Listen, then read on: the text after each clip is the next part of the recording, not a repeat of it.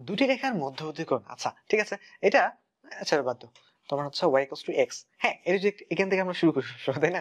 আচ্ছা y = x যদি হয় এর ঢাল কত বলো তো 1, আচ্ছা y = 2x এর ঢাল কত 2, আচ্ছা সো আবার আমরা জানি ঢাল, এই যে ঢাল বলি তাই না, ঢাল কি বলি, ঢালকে বলি tan থিটা তাই না, আচ্ছা ভালো কথা।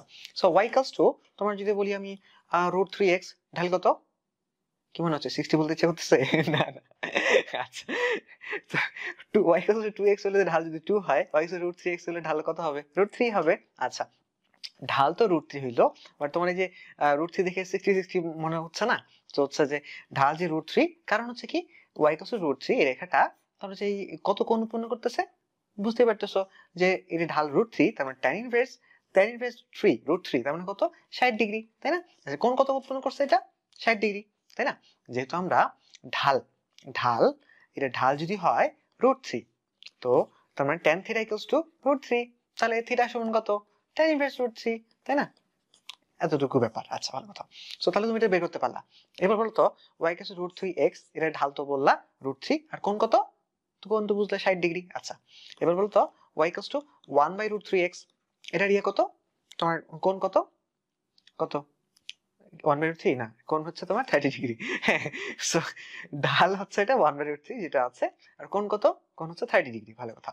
এটা কোণ 30 ডিগ্রি, এটা কোণ কত 60 ডিগ্রি, আচ্ছা তুমি বলো তো এই দুটোর মধ্যবর্তী কোণ কত, 60 আর 30 এর মাঝখানে বিয়োগ দিলে কত হয়, 30 হয় তাই না, আচ্ছা তাহলে একটা যে কোনো সরলরেখার তুমি কি হচ্ছে যে যে কি কোণ উৎপন্ন করছে এটা বের করে ফেলতে পারো না, জাস্ট কি বললো ঢাল মানে tan থিটা, যেহেতু তাহলে থিটা কি হবে tan ইনভার্স ওই কোণটা, tan ইনভার্স ওই ঢালটা তাই না, আচ্ছা ভালো কথা। সো তাহলে আমি যে কোনো কিছু বললাম যে y = ধরো হচ্ছে 1x, y = 1x, এটা কোণ কত tan ইনভার্স 1 মানে কত 45 তাই না, আচ্ছা সো যে কোনো কিছু কত কোণ উৎপন্ন করেছে, জাস্ট খুব সিম্পল tan ইনভার্স ঢালটা, আচ্ছা ভালো কথা। আচ্ছা সো আমি যদি এক কাজ করি, দেখো তুমি হচ্ছে যে একটা সরলরেখা নিলা, ধরো হচ্ছে যে এটার ঢাল হচ্ছে m1 আর একটা সরলরেখার ঢাল হচ্ছে m2, তো বলো তো m1 এটার জন্য কোণ কত, কোণ হচ্ছে tan ইনভার্স m1 রাইট, আচ্ছা পরেরটার জন্য কোণ কত tan ইনভার্স m2 তাই না, আচ্ছা তো বললা তুমি কি বললা এটার মধ্যবর্তী কোণ কত, এটা মানে সেইটা তাই না, আচ্ছা আর ত্রিকোণমিতি থেকে আমরা আগে থেকে জানি এটা সমান কি tan ইনভার্স কি করতে হয় যে a - b 1 প্লাস ab তাই না, m1 m2 তাই না, আচ্ছা তার মানে এটা কি মধ্যবর্তী কোণ, আচ্ছা এটা কিন্তু মানুষজন সূত্র হিসেবে পড়ে তাই না, আচ্ছা ভালো কথা। তাহলে কিন্তু মধ্যবর্তী কোণ আমরা বের করা শিখে গেলাম, কি হচ্ছে এই যে থিটা সমান tan ইনভার্স m1 - m2 তারপরে 1 প্লাস m1 m2 দেন, আচ্ছা অনেক সময় ধরো হচ্ছে আমরা এটা বের করে ফেলতে পারলাম, অথবা অনেক সময় হচ্ছে তোমার ধরো এটা করে যে এই দুটার মধ্যবর্তী কোণ হচ্ছে থিটা, হ্যাঁ সো তুমি যদি এইটাও মধ্যবর্তী কোণ বলতে পারো, আবার ধরো কেউ কেউ যদি এইটাকে মধ্যবর্তী কোণ বলে তাই না, ছোট একটা কোণও থাকে, এই কোণটাও থাকে, ধরো এটা 30 ডিগ্রি, মানে 150 টাকে যদি মধ্যবর্তী কোণ বলো,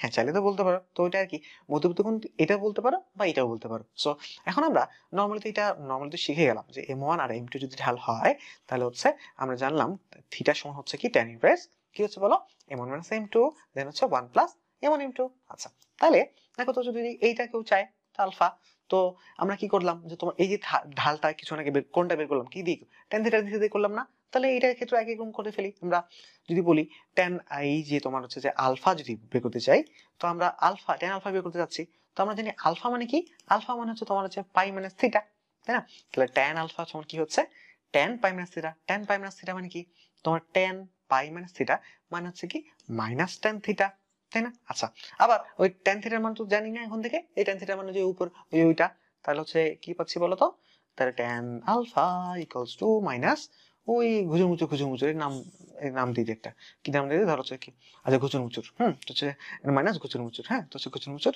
তো হচ্ছে এখন আলফা সমান কি হচ্ছে, আলফা হচ্ছে tan ইনভার্স মাইনাস ঘুচুর মুচুর, সো হচ্ছে এখন তাহলে এই যে tan ইনভার্স মাইনাস থিটা সমান কি আমরা জানি মাইনাস tan ইনভার্স থিটা, তা মাইনাস tan ইনভার্স ঘুচুর মুচুর, হ্যাঁ সো এখন তাহলে এই আলফা কিন্তু বের হয়ে গেল, কি ফের হইলো কিচ্ছু হইলো না, এই হচ্ছে tan ইনভার্স ঘুচুর মুচুর, এটা হচ্ছে মাইনাস tan ইনভার্স ঘুচুর মুচুর, তো তার মানে কি আলটিমেটলি বলতে হয় প্লাস মাইনাস tan ইনভার্স ঘুচুর মুচুর, তো প্লাস মাইনাস tan ইনভার্স ওই যে m1 - m2 আর হচ্ছে 1 প্লাস m1 m2, হ্যাঁ এই তো প্লাস আর মাইনাস তেমন কোনো ব্যাপার না, ঘটনা কিন্তু এখানে না, ঘটনা হচ্ছে অন্য জায়গায়, ঘটনা হচ্ছে যেটা সেটা হচ্ছে তোমার আমাদেরকে পরীক্ষা হলে যেগুলো হচ্ছে আমরা এটা অবশ্য ত্রিকোণমিতি আমরা করে আসছি, নর্মাল যদি বলে যে তোমার বিয়োগ করতে হতো tan ইনভার্স সামথিং মাইনাস আর tan ইনভার্স সামথিং, তো একটা যদি 1/2 থাকে 1/3 থাকে, তারপরে কি করতে পারি তো 1/2 মাইনাস 1/3 প্লাস হচ্ছে 1 প্লাস 1/2 1/3, তাই না?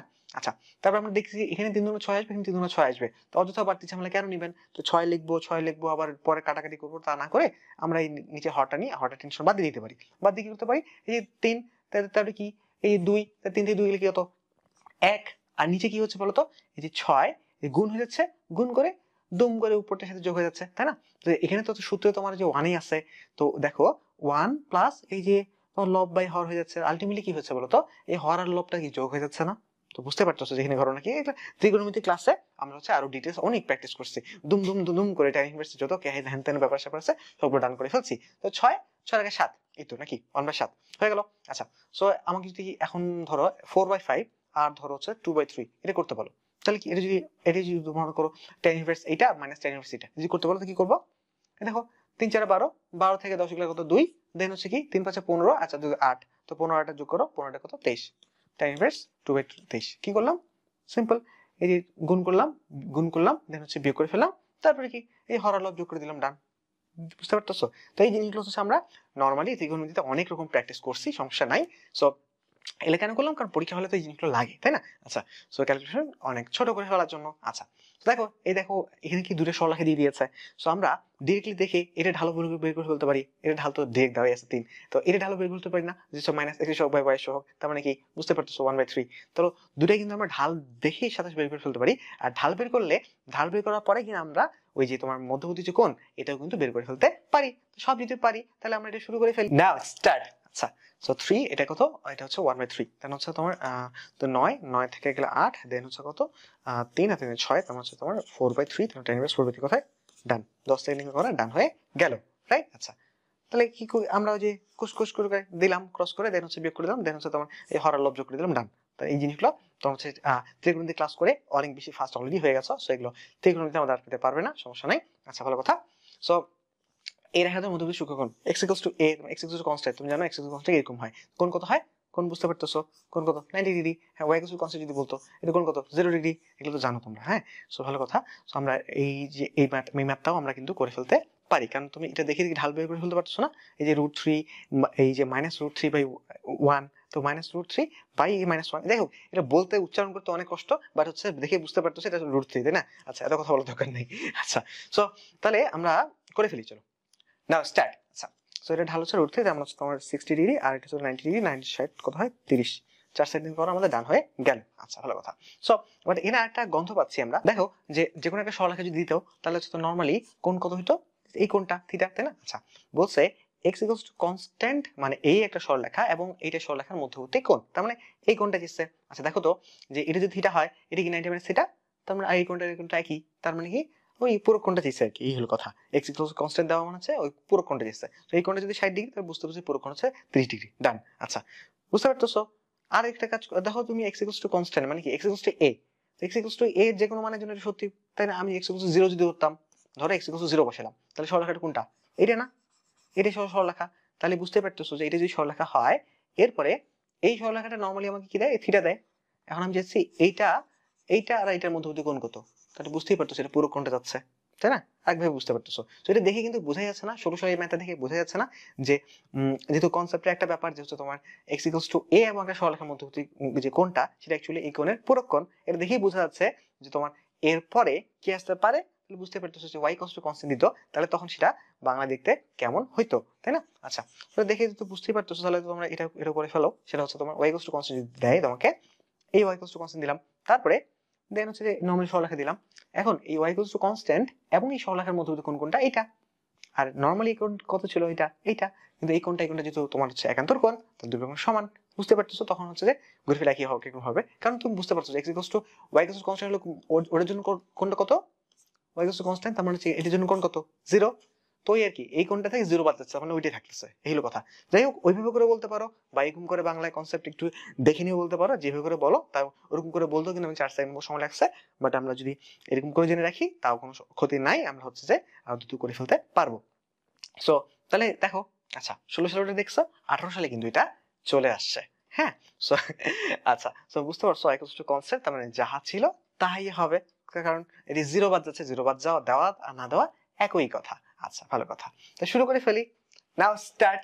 তো 60 ডিগ্রি, যেমন 60 ডিগ্রি হবে 1 সেকেন্ড কিন্তু করা ডান, তাই না? √3 দেখে বুঝতে পারতেছি এটা 60 ডিগ্রি হবে, কারণ হচ্ছে মাইনাস আসছে মানে হচ্ছে তখন -1/x মাইনাস √3/-1 বুঝতে পারতেছো যে এটা √3 তার মানে হচ্ছে 60, তার মানে হচ্ছে তোমার কি 60, আর যেহেতু y কনস্ট্যান্ট তার মানে হচ্ছে একই থাকবে এবং সেটাই থাকবে, তাও 15 সেকেন্ড 16 সেকেন্ড চলে।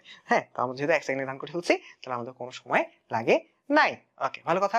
সো আমরা কি করে ফেললাম বলো দেখি, যে হচ্ছে তোমার এই ম্যাথটাও রান করে ফেললাম, এবং দেখতে দেখতে সরলরেখা থেকে আসা ঢাকা ইউনিভার্সিটি যে টাইপের ম্যাথগুলো আছে সেই ম্যাথগুলো কিন্তু সবগুলোই 45 সেকেন্ডের অনেক আগে রান করে ফেললাম। ইভেন আর্টিফিশিয়াল এই মেথড 1 সেকেন্ডের মধ্যেই রান করে ফেললাম। আচ্ছা, সো ক্লাসের মধ্যে অনেক রকম ভ্যালু পাইলাম আমরা, সেই ভ্যালুগুলো টুকটাক কিছু সামারি আমরা করব।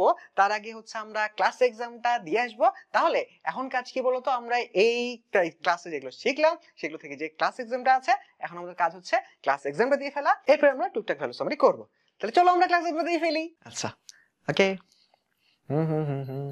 আচ্ছা, ওকে, আচ্ছা আচ্ছা আচ্ছা, অন্তর্ভুক্ত বহির্ভুক্ত আমরা করেছি না, একটা ম্যাথ ধরে ধরে ডান কর।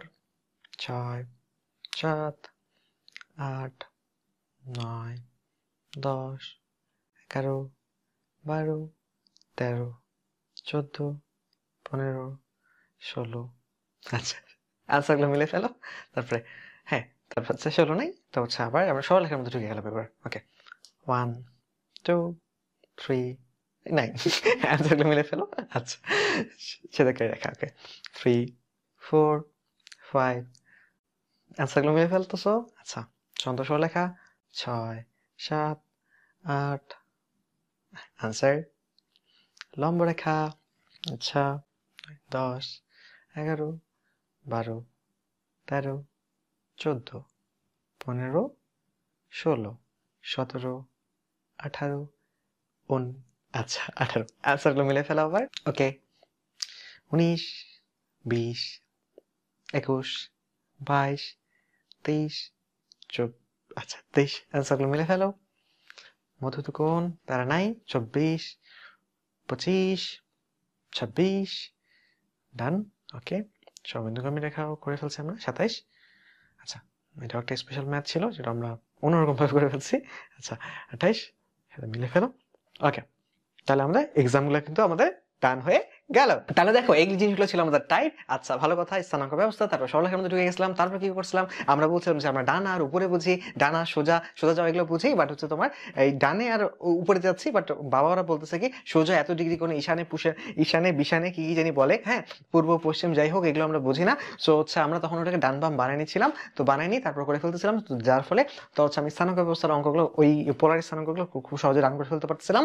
তারপর ধরো অবশ্যই শীর্ষবিন্দু বের করা, এটাও আমরা বাংলা করে ফেলছিলাম, 3 সেকেন্ডের মধ্যে রান করে ফেলছিলাম। তারপরে হচ্ছে আমরা কি করছিলাম, এই যে অন্তর্ভুক্ত অঙ্কগুলো দেখো 4 সেকেন্ডের মধ্যে রান করে ফেলছিলাম, কারণ হচ্ছে আমরা সূত্রের মধ্যে যাই নাই, না যে হচ্ছে বাংলা করে ফেলছিলাম, তাই না?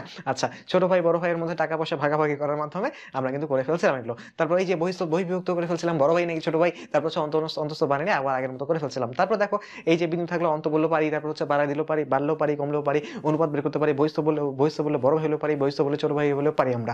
ওকে, ভালো কথা। এবং হচ্ছে যে এই যে দেখো যে অনুপাত বের করতে বলছে সেটা 3 সেকেন্ডের মধ্যে ডান করে ফেলছি।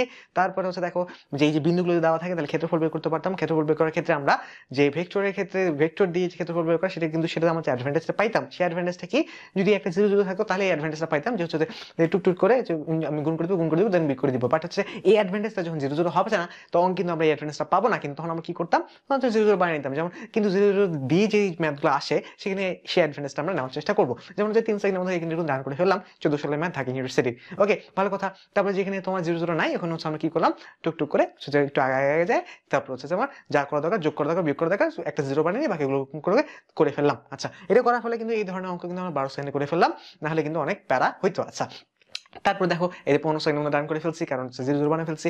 দেখো এটা কি সমরেখ হচ্ছে আমরা ঢাল দিয়ে করে ফেলছি, 15 সেকেন্ড মধ্যে রান করে ফেলছি, রাইট। তারপর হচ্ছে আমরা কি করছি, এই যে সরলরেখা সমান্তরাল সরলরেখা নরমাল যে সরলরেখা আছে y = mx + c, এখানে m এর জায়গায় যদি del y / del x লিখে দেই তাহলে হচ্ছে মজার জিনিস চলে আসে। দেন হচ্ছে আমরা যে কোনো সরলরেখা আঁকতে শিখে গেলাম, যে y এর সাথে যেটা আছে ওটা x অক্ষ উপরে যাবো, দেন হচ্ছে x এর সাথে মাইনাস করে যাবো, দেন হচ্ছে তোমার তারপর কতটুকু উপরে উঠবো সেটা কিন্তু পেয়ে গেছিলাম।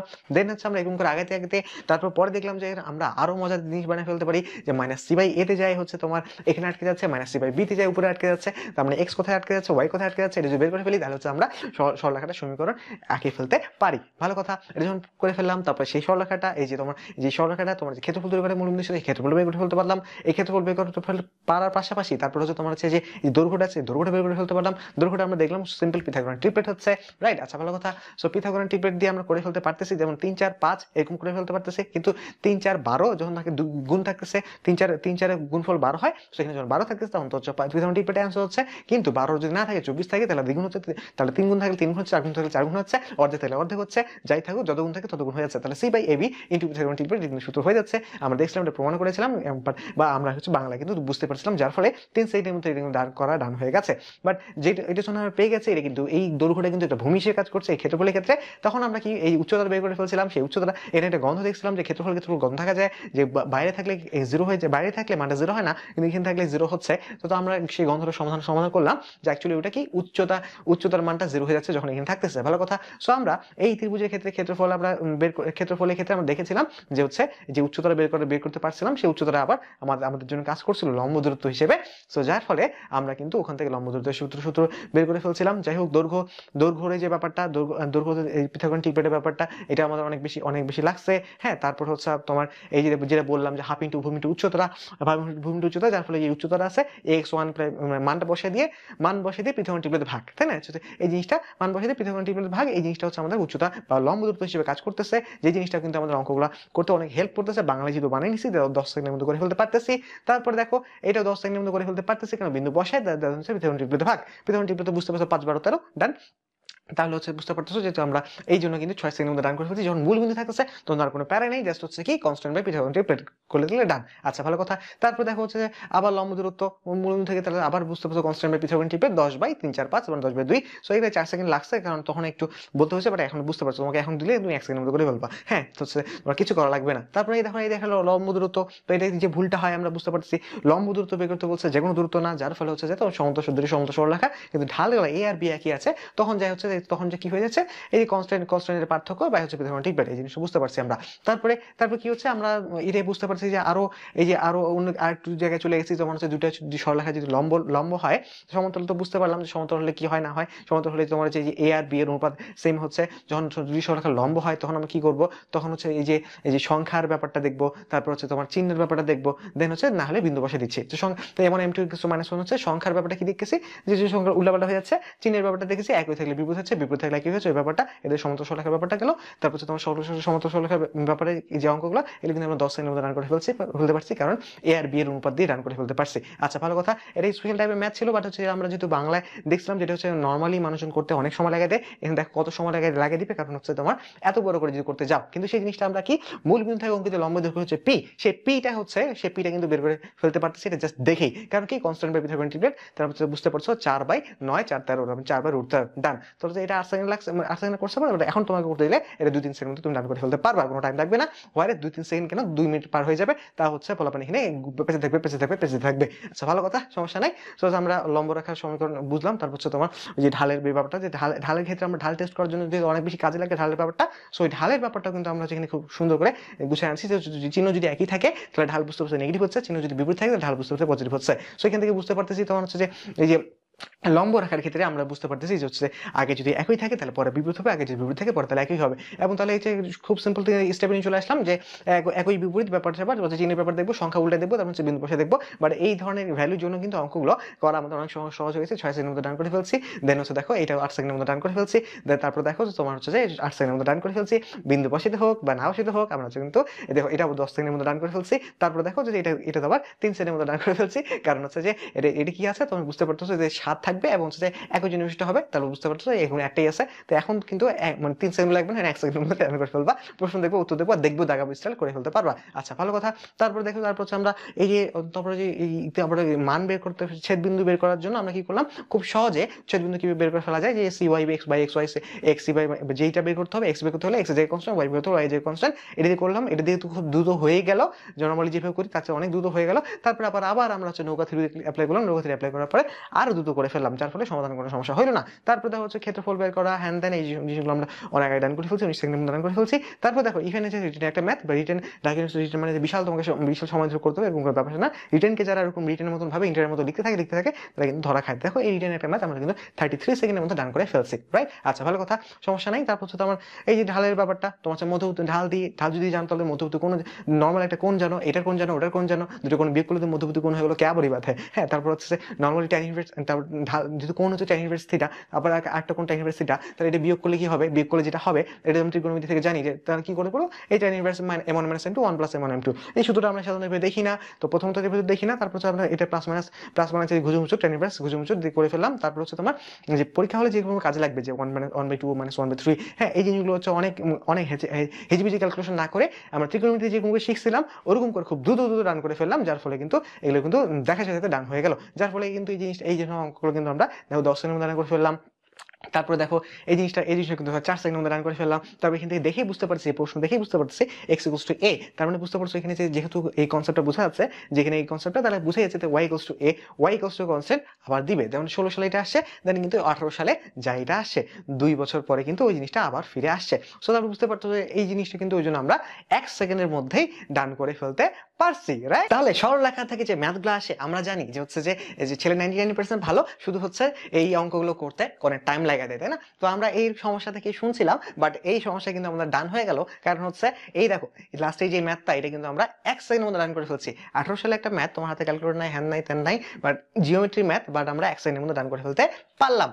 তো সরলরেখার এই ভ্যালুগুলো কিন্তু তোমাকে অনেক অনেক দূর আগে নিয়ে গেল, এবং হচ্ছে যে একটা ম্যাথ এরকম করে দেখবো দাগাবো, জ্যামিতির একটা ম্যাথ দেখবো দাগাবো, প্রথমত ম্যাথ তারপর জ্যামিতির একটা ম্যাথ, সেটা আবার আমরা 1 সেকেন্ডে দেখাচ্ছি, মাই গড। ওই জন্য আমরা বলতেছি we are not the same bro, right? আচ্ছা ভালো কথা। সো এই ভ্যালুগুলো তোমাকে আগে নিয়ে গেল, এবং হচ্ছে তোমার জন্য ছোট করে আমি তো ভ্যালু সামারি করলাম, তাছাড়া হচ্ছে যে তোমার জন্য কাস্টমারের যে ভ্যালুগুলো আছে সেগুলো নিয়ে অবশ্যই হচ্ছে যে আমাদেরকে আপডেট দিবে, এবং হচ্ছে আপডেটগুলো হচ্ছে তোমার আপডেটগুলো দেখে আমরা বুঝতে পারবো যে তুমি কিরকম ভ্যালু পাচ্ছ, এবং তোমার আপডেটের মধ্যে তোমার গল্প তো দেখবোই, তাছাড়া হচ্ছে যখন তুমি হচ্ছে পরীক্ষা দিয়ে বের হয়ে আসবা তখন হচ্ছে সুন্দর সুন্দর গল্প শুনবো, এবং হচ্ছে যে সেই দিনটার জন্য প্রস্তুতির জন্য তোমাকে এখন কি করতে হবে, প্র্যাকটিস এক্সাম দিতে হবে, এই জিনিসগুলো প্র্যাকটিস করতে হবে এবং দক্ষতাগুলো অর্জন করে ফেলতে হবে, তার ফলে তুমি হচ্ছে তোমার লক্ষ্যের দিকে আরো দ্রুত এগিয়ে যাবা। সো তাহলে ঠিক আছে, তাহলে তোমরা স্কিলগুলো অর্জন করতে থাকো এবং লক্ষ্যে দিয়ে আগাতে থাকো, এবং আলটিমেটলি এরকম করতে করতে স্বপ্নের সেই সুন্দর দিনটাকে, বিজয়ের দিনটাকে অর্জন করে ফেলো। সেই শুভকামনায় তোমাদের জানিয়ে রাখি, ওয়েলকাম টু ডিউ।